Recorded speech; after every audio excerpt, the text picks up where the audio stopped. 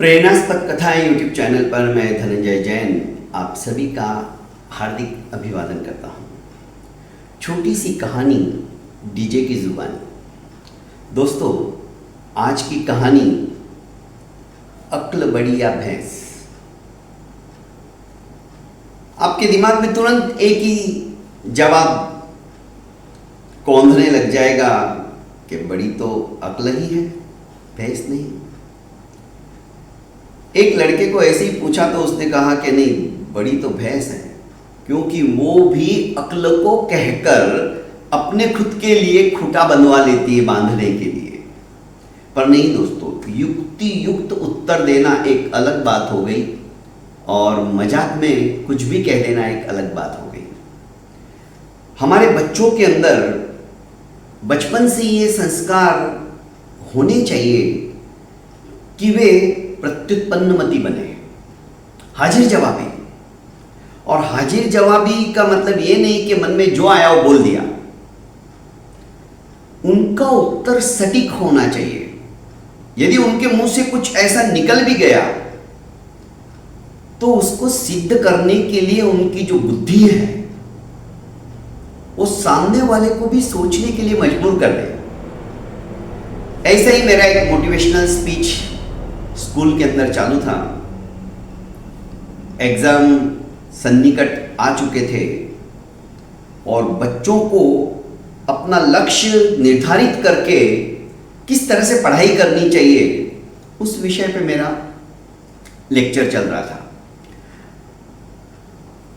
उसी सिलसिले में अक्ल बड़ी या भैंस, ये सवाल मैंने बच्चों को पूछ लिया और पूछा कि सपोज ऊपर वाला आए, तुम्हारे ऊपर प्रसन्न हो जाए और कहने लगे कि मांगो, तुम्हें क्या चाहिए, मेरे पास अक्ल भी है और भैंस भी है, तुम क्या मांगोगे।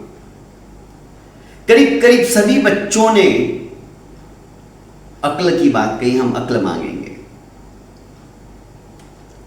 एक लड़का ऐसा था जो कुछ बोला नहीं। मुझे लगा उसका ध्यान मेरी तरफ नहीं होगा, पर मैं गलत था। वो बड़े ध्यान से बात सुन रहा था।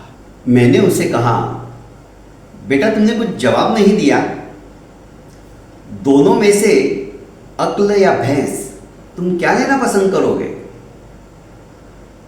वो खड़ा हुआ और कहने लगा, सर यदि ऐसा मौका मिला और सचमुच में भगवान आए और मुझसे कहने लगे, बोलो तुम्हें क्या चाहिए, अक्ल या भैंस, तो मैं उनसे भैंस मांगूंगा। उसका ये उत्तर सुनते ही मुझे थोड़ा गुस्सा सा आ गया। उसने कहा, तुम कैसी बात करते हो, सारे लड़के अक्ल मांगने के लिए कतार में खड़े हो जाएंगे और तुम अकेले भैंस मांगोगे, तुम्हारे में अक्ल है या नहीं। उसने कहा, सर मुझे गलत मत समझिएगा, पर मेरी ऐसी सोच है, जो चीज मेरे पास है मैं वो क्यों मांगू। हां, मेरे पास भैंस नहीं है और हम लोग बड़ी मेहनत करके मुश्किल से 2 समय का खाना खाते हैं। मेरे पापा दूसरों के खेतों में जाकर मजदूरी करते हैं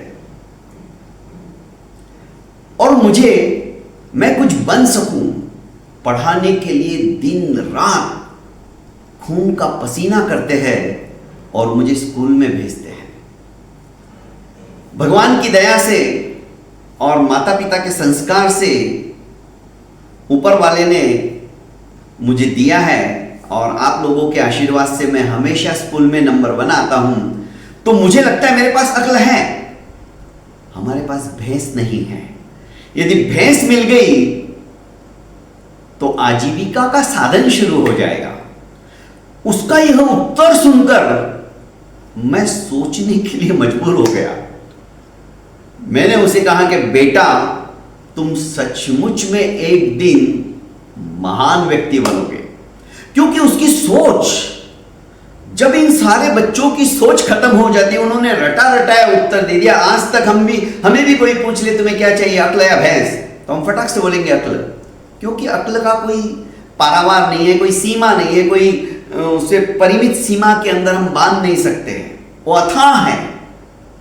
हमारे अंदर जो दिमाग है, हमारा जो मस्तिष्क काम करता है, समुद्र के अंदर जितना पानी उसमें से एक बूंद के बराबर भी नहीं है।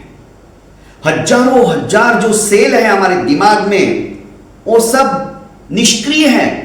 मुश्किल से 1 या 2 सेल हमारे सक्रिय है, उसमें भी हम समझते हैं वाह हम कितने दिमाग वाले हैं।